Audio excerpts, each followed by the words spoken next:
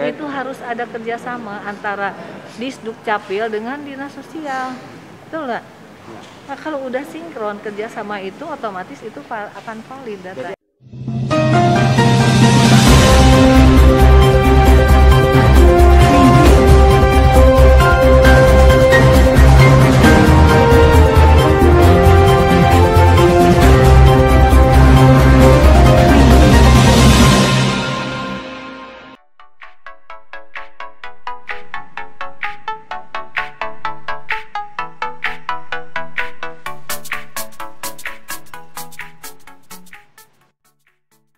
Rises 3. Hajah Lilis Boy, Jaring Aspirasi, titik pertama di Desa Sirna Galih, Kecamatan Cilaku, Kabupaten Cianjur, Provinsi Jawa Barat. Anggota DPRD Provinsi Jawa Barat, dari fraksi Partai Demokrat, Hajah Lilis Boy melaksanakan kegiatan Rises 3. Tahun sidang 2020/2021, di Gedung Balai Desa Sirna Galih, Kecamatan Cilaku, Kabupaten Cianjur, Senin, tanggal 2 Agustus tahun 2021.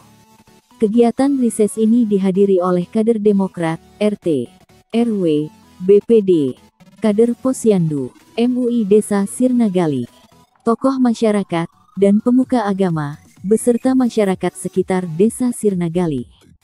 Berbagai aspirasi disampaikan oleh tokoh masyarakat terkait kebutuhan lingkungan, pertama pembangunan sarana umum, akses jalan dan jembatan ke pemakaman umum yang baru, majelis taklim, pengajian pondok pesantren untuk anak-anak.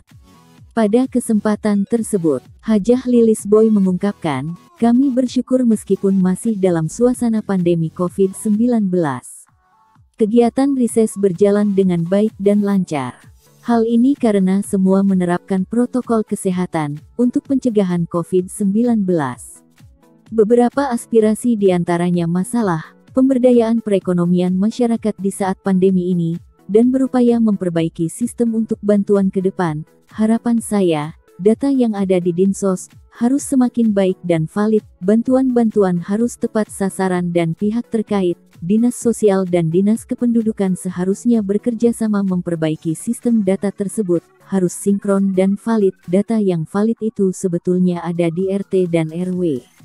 Di waktu yang sama, Kepala Desa Sirna Galih Haji Sugilar SPDI mengatakan dalam kegiatan rises ini diharapkan menjadi bahan pertimbangan perencanaan pembangunan, agar pelaksanaan pembangunan dapat tepat sasaran dan sesuai aspirasi dan kebutuhan masyarakat di Desa Sirna Galih. Karena usulan aspirasi itu merupakan keinginan masyarakat untuk kepentingan bersama. Hajah Lilis Boy mengatakan, sebagai wakil dari rakyat atau masyarakat, sudah seharusnya ia memperjuangkan apa yang menjadi keinginan atau aspirasi yang disampaikan warga Desa Sirna Galih, baik itu berupa saran, masukan maupun pengaduan masyarakat yang disampaikan dalam kegiatan rises di masa persidangan ini. Akan dituangkan ke dalam laporan agenda kegiatan rises dan selanjutnya akan disampaikan ke pemerintah Kabupaten Cianjur, untuk mendapatkan tindak lanjut dari Pemkab Cianjur, selaku pihak eksekutif. Dengan kegiatan rises ketiga ini, sebanyak 8 titik, itulah yang menjadi titik cikal bakal untuk mewujudkan aspirasi saya ke depan. Kita yakin apa yang disampaikan masyarakat adalah memang betul-betul murni dari masyarakat, dan saya berharap kepada pemerintah setempat, agar nantinya masyarakat yang ingin langsung menerapkan kepada masyarakat yang bisa diwujudkan. Keberadaan saya mewakili mereka di DPRD Jawa Barat bukan untuk kepentingan pribadi, melainkan untuk masyarakat Cianjur, pungkasnya. Nah, untuk ada sungai, cuma jembatannya belum beres, hanya belum dicor, belum ada tiang-tiang penyangganya, plus akses. Pemerintah juga ada keluh kesah. Jadi gini Bu, masalah pemerintah Desa Sirna Galih ini, saya itu sekarang sudah mau direnggut sama Kementerian Desa, Kementerian Keuangan Bu. Kami memohon tolonglah hak-hak kepala desa ini untuk para dewan di provinsi dan di pusat ini tolong kami diperhatikan Bu, karena kami juga punya janji-janji politik, bahkan kami mohon doanya dari Ibu, kita terbuka saja, kami sedang melakukan uji materi Bu di MK Bu, kami sudah daftar, kita memakai pengacara, salah satu pengacara yang cukup pandang juga di Jakarta, dan alhamdulillah juga untuk inisiator yang dari Kabupaten Cianjur itu perwakilan untuk berangkat ke Jakarta, tiap kami melakukan sidang dan mediasi bersama teman-teman di MK juga tentang hak asal usul desa ini supaya dikembalikan lagi ke desanya masing-masing Bu.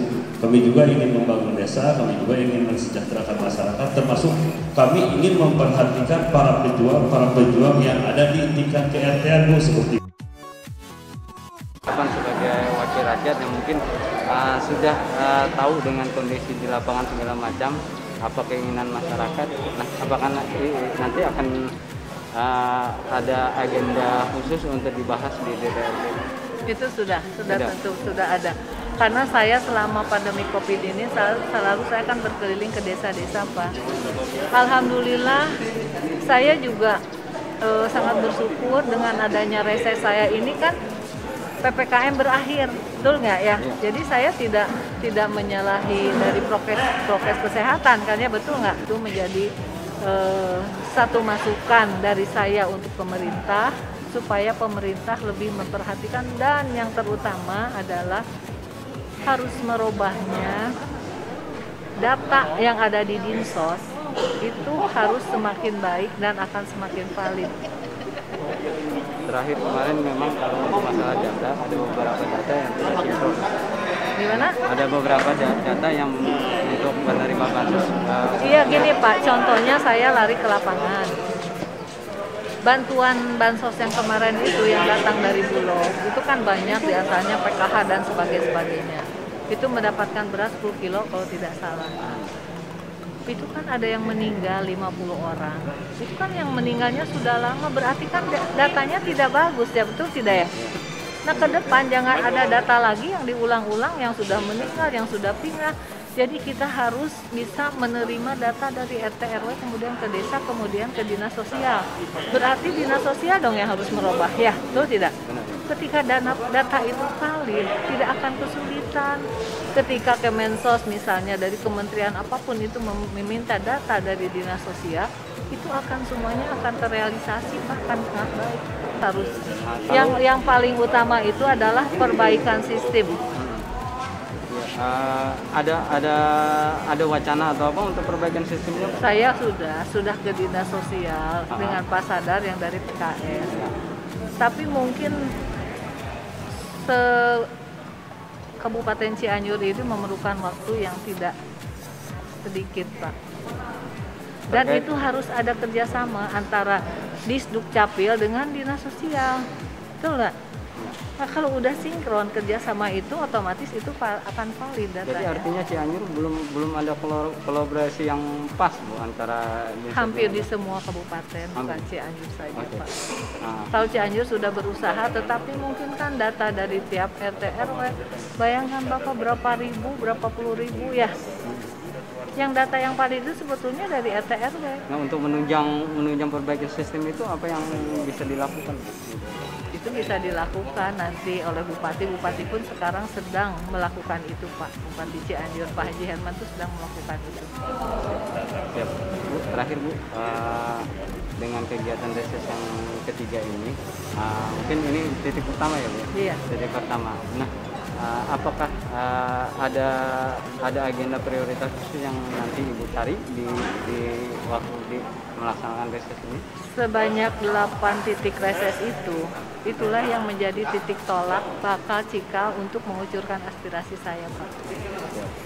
Jadi ketika saya tidak reses, nanti mungkin tahun depan lagi tidak bisa sembarangan orang untuk diakses aspirasinya, karena saya kan sudah datang, sudah melihat kan sekarang ini aspirasi itu begitu ketat, itu harus ada gambar lokasinya, harus ada pengantar surat dari desanya kan, dan sebagainya, ada Menkumham dan sebagainya, tidak bisa sembarangan sekarang ngasih proposal. Kalau zaman dulu kan ngasih proposal, ini kan sekarang udah nggak bisa. Udah cukup ya, kasih ya.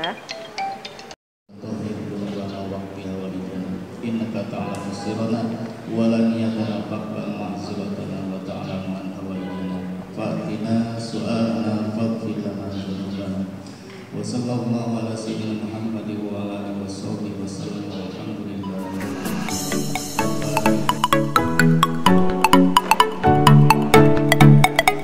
Lintas Konsumen Indonesia LKI Channel dari Cianjur, Jawa Barat melaporkan.